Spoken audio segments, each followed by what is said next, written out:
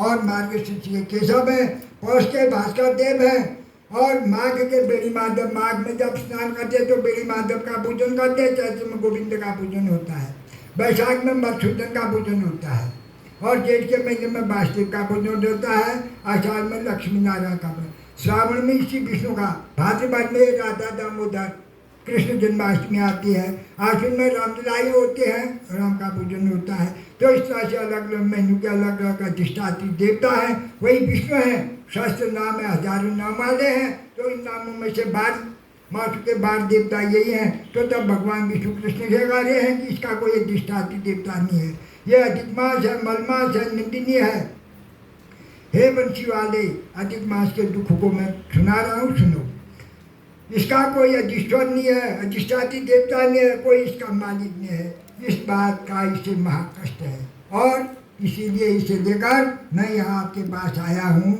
अब आप ऐसा उपाय कीजिए जिससे इसका क्लेश रूपी भीष्म दावाग्नि शांत हो जाए, क्योंकि इसको अधिष्ठात्री देवता देना है, और इसको जो क्लेश रूपी इसके हृदय जल रहा है, दावाग्नि जैसे जंगल जल जाता है, जल करके राख के रूप में पूरे जंगल नष्ट हो जाते हैं, उसी तरह से इसका हृदय भी जल रहा है।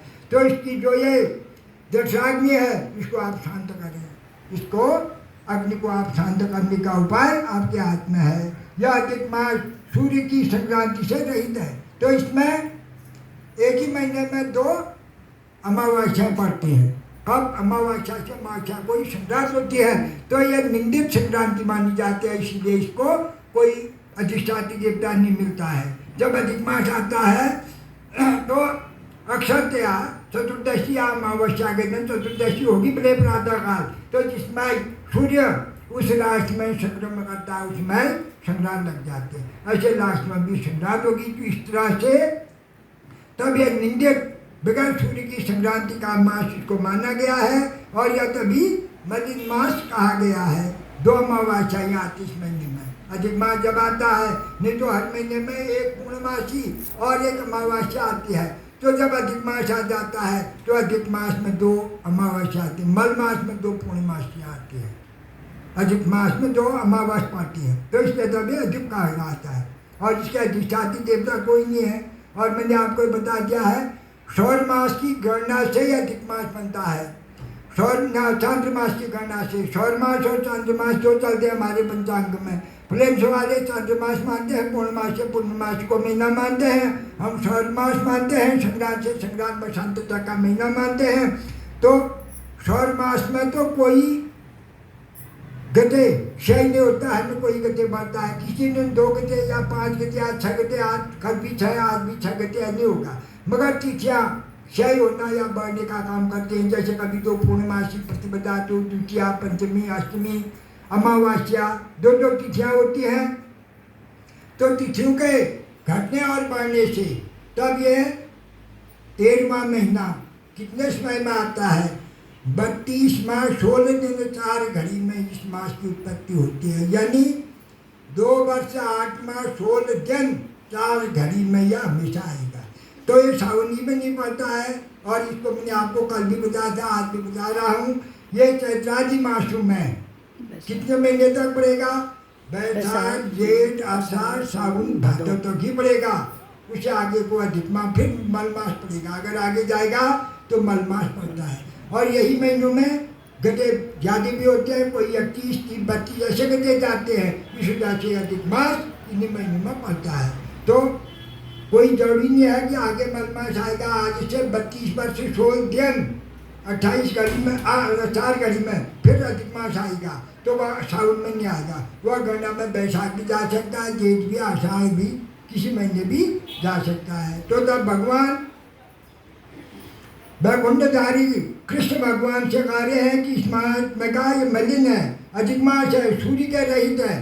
सूर्य रहित माने संक्रांत, सूर्य की संक्रांति जो होती है, संक्रांति सूर्य के रहित है और मलिन है। और यह शुभ कर्म में सदा निंदी कहा गया है। इसमें शादी, विवाह, व्रतबंध, गृह प्रवेश आदि कोई भी ऐसे कार्य इस महीने में नहीं किए जाते हैं। शुभ कर्म, पूजा पाठ, भागवत कथा, स्मरण, रामायण आदि इन चीज़ों के लिए यह पूजनीय है। और नहीं कोई व्रत उपाख्यान कर किसी आदमी ने नए व्रत करने हैं, उठाने हैं, तो इस महीने में नए व्रत नहीं उठाए जाते हैं। अगर किसी आदमी ने कोई व्रतों का पारायण करना है तो ये भी नहीं होते हैं। तीर्थ यात्रा आदि कम होती है इस महीने में, कम होते हैं, इसमें तीर्थों में नहीं जाते हैं, नए व्रत नहीं उठाए जाते हैं। तो यह महीना निंदनीय महीना ऐसा बताइए। और स्वामी के रहित है, इसका कोई स्वामी नहीं है। देखो तो बता रहे विष्णु कार्य हजारों नाम हमारे हैं और महीनों के हमें अधिष्ठात्री देवता स्वामी है, मगर इस महीने का अभी तक कोई स्वामी नहीं है। तो तब इसमें आदमी मात्र क्या करता है, मास में स्नान दान करता है। तो इस महीने में स्नान बहुत से लोग पूरे महीने स्नान करते हैं, कलश स्थापन आदि पूर्वांगी कर्म करके कथा का श्रवण करते हैं। 31 अध्याय होते हैं, 31 दिन का होता है। 32वें दिन मालपुआ 32 बना करके पीले कपड़े में कांस्य पात्र में रख करके गुप्त दान, सुवर्ण दान, रत्न जवाहरात जो जिसके हाथ जितने जवाहरात रहते हैं, जैसा दान कर सकता है हिसाब से उसके दान होते हैं, वे दान किए जाते हैं। तो अब बता रहे हैं ये स्नान दान आज इसके तब के लिए ये विशेष माना गया है। यह महीना अन्य कर्म में, शुभ कर्म में या निंदनीय, इस महीने में कोई श्राद्ध भी नहीं होते हैं। अधिक मासी में अगर कोई आदमी सही हुआ होगा श्रावण अधिक मास में, उसी आदमी का श्राद्ध होगा। इसमें कोई बर्थडे जन्मवार भी नहीं होते हैं। हाँ, अगर कोई आदमी अगर तारीख से बर्थडे मनाता है तो वो कर सकता है, नहीं तो तिथि के हिसाब से बर्थडे भी नहीं होता। बच्चों का जो वर्षगांठ मनाए जाते हो अभी इसमें नहीं होती है। मात्र यह स्नान दान जब तब आज इसी के लिए बनाया गया है। तब कार्य 12 महीनों में, कलाओं काष्ठाओं में, शुरू में, उत्तर तथा दक्षिणायन में संवत्सर आदि के स्वामी के गर्भ के बलबूते पर इसका अत्यंत अपमान किया गया है। 12 महीने भी इसको अपने में नहीं ले रहे हैं, सूर्य की कलाई भी इसको अपने में नहीं ले रही हैं, काष्ठ भी अपने में नहीं, क्षण भी उत्तरायण या दक्षिणायन में अपने में इसको नहीं ले रहे हैं, और संवत्सर के आदि भी इसको अपने में कोई नहीं ले रहे हैं। इसलिए यह मास निंदित मास कहा गया है। इसी दुखाग्नि से झुलस करके यह मरने को ठान रहा है। तो भगवान विष्णु गोलोकवासी कृष्ण से कह रहे हैं, तब ये अपनी आत्महत्या करने के लिए संलग्न है, तैयार है, क्योंकि इसका कोई अधिपति नहीं है, बिरादरी नहीं है, न दिन है न मास है। अब जैसे आज का दिन है, आज के दिन के अधिष्ठात्री देवता बुध है, अब कल के अधिष्ठात्री देवता बृहस्पति होंगे, परसों के शुक्र होंगे। दिन के भी अधिष्ठात्री देवता होते हैं, महीनों की भी अधिष्ठात्री देवता होते हैं। तो इस तरह से अलग अलग सबके अधिष्ठात्री देवता होते हैं, ऐसा बताया गया है। तब अन्य कृपालु मानुम की प्रेरणा से मरने के पास कहा गया है, हे ऋषिकेश्वर, यम शरणार्थी को कांपते कांपते बार बार रोते रोते अपनी इस दुख परंपराओं के वृत्तांत को हमारे सामने खोल करके रख दीजिए। तो तब भगवान कृष्ण गोलोकवासी ऋषिकेश वैकुंठवासी, उसके नाम ऋषिकेश भी है, हजारों नाम है।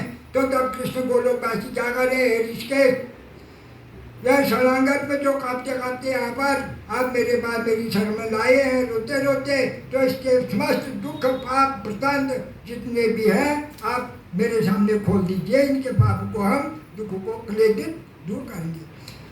आपके अतिरिक्त दूसरा कोई इससे महान क्लेश का निवारण करने वाला नहीं हो सकता है। तो तब भगवान विष्णु आ रहे हैं कृष्ण से, आप इसके दुख को दूर कर सकते हैं, इसके क्लेश को निवारण करने वाले आप हैं। तो इसलिए आप इसके दुख को हाथ पकड़ करके अपनी शरण में आया हुआ, आप दूसरों को दुख में पड़ा हुआ है देख करके सहन करके, ऐसे बड़े बड़े वेदों का कथन है कि अधा संतप्त को कृपा करके सुखी करना चाहिए। जैसे कोई आदमी कभी किसी की शरण में दुखित होकर के आ जाता है, तो अगर आदमी ठीक जा वैसा है, अगर कुछ वेदना करता है, कुछ मांगता है, तो उसको देना चाहिए दुखित आदमी को, उसके दुख को, क्लेश को हो सका तो जहाँ तक हो सका, मानव का भी धर्म है, भगवान तो करते ही करते हैं।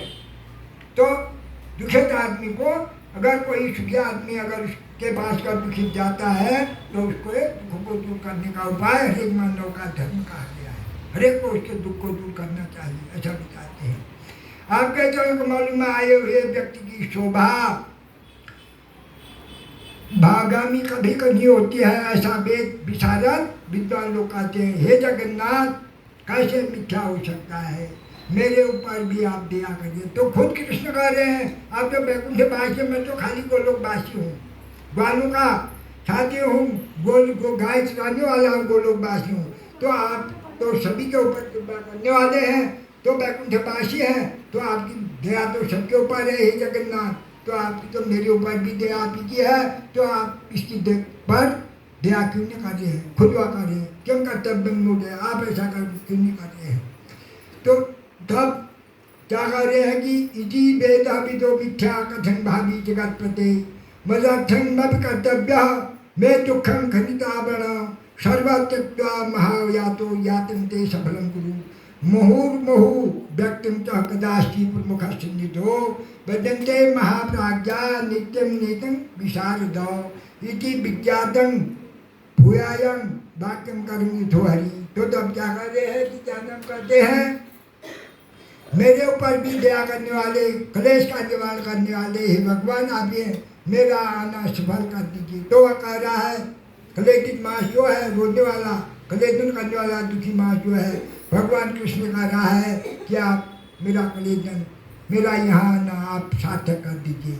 आपके प्रभु के सामने कभी भी कोई भी बात घड़ी घड़ी नहीं कही जाती है। तो जैसे बरात में होता है तो बार बार एक ही बात को उसके सामने नहीं करना पड़ता है। एक समय अगर कोई बात कही जाती है तो बार बार फिर उसे निकाली जाती है। तो अधिक मास क्या कर रहा है, बलवान, अब आप इतने बड़े आदमी हैं, वैकुंठवासी हैं, गोलोकवासी हैं, शिवलोकवासी हैं, आप तो बड़े बड़े लोगों के वासी हैं। तो आपके सामने बार बार मुझे यह कहना मैं दुखी हूँ, मलिन हूँ, ऐसा हूँ, या मांस रहित हूँ, अधिष्ठाती देवता रहित हूँ, ऐसा मुझे बार बार कहना ठीक नहीं लग रहा है। इसलिए आप बड़े ज्ञानी हैं, बुद्धिमान हैं, नित्य आत्मा करने वाले हैं। इस प्रकार से अधिक मास की सब कष्ट गाथा भगवान श्री कृष्ण ने निवेदन करके श्री विष्णु श्री कृष्ण के सम्मुख कमल की ओर देखते हुए उनके सामने हाथ जोड़कर अधिक मास खड़ा हो रखिए। ऋषि ने कहा, अब क्या कहते हैं ऋषि लोग भी ऐसा कर रहे हैं। ऋषि ने अब ऋषि लोग क्या कर रहे हैं, ऋषौ सुश्रुतः बदायोषि जीवं तत्त्वांसि धर्मसं पावितो न सन्मुखे से तम हरिलीला कथामृतः गोलोकवासी नांसुतः किमुखं किं कृतं वदः विष्णु श्री कृष्ण संवादः सर्वलोकोपहारकः विधिसुतः कृच्छामि तदायातं सूचितः। तो तब सूची लोग कार्य क्या कहते हैं, आप बड़े उदार वाले, आप दीर्घ काल तक जीवित रहते हैं, जिससे हम लोग आपके मुखारबंद से भगवान की लीला की कथारूपी अमृत का पान करते रहते हैं। सूची लोग गोलोकाधिपति श्री भगवान कृष्ण ने तब क्या कहा, अब उन लोगों से क्या कहा, ऋषि से सूची लोगों से क्या कहा, हे सूची ब्रह्मा जी के पुत्र, नारद जी ने ऋषि से नारद से कहा, प्रश्न किया, संप्राप्ति आप उसे बताइए, क्योंकि परम भगवान नारद जी के प्रति दया कहा हुआ भगवान नारायण का वचन हम तब शिशु में परम औषधि के रूप में कहा गया। फिर ये नारद आ गया, ध्यान पूरा हो जाए, फिर नारद जी बार बार क्लेदन करने के लिए, आग लगाने के जलाने के लिए यहाँ पर आ गए हैं। तो तब कह रहे हैं कि नारद जी भी बार बार विष्णु से कृष्ण से नम्र निवेदन कर रहे हैं। नारद जी देवर्षि हैं, देवताओं के ऋषि हैं। तो देवर्षि नारद जी के इतने कहने पर भी जो ब्रह्मा जी के मानसिक पुत्र हैं, नारद जी ऋषिराज हैं, ऋषि के देवर्षि हैं। तो नारायण ने कहा, प्रश्न किया, तो उसको आप नारद जी के कहने पर भी क्यों नहीं कर देते हो। श्री बृहदारण्यक पुराणे पुरुषोत्तम मास महात्मने नारायण संवाद संवादे पुरुषोत्तम विज्ञप्ति नाम षष्ठोऽध्यायः। बोलो शंकर।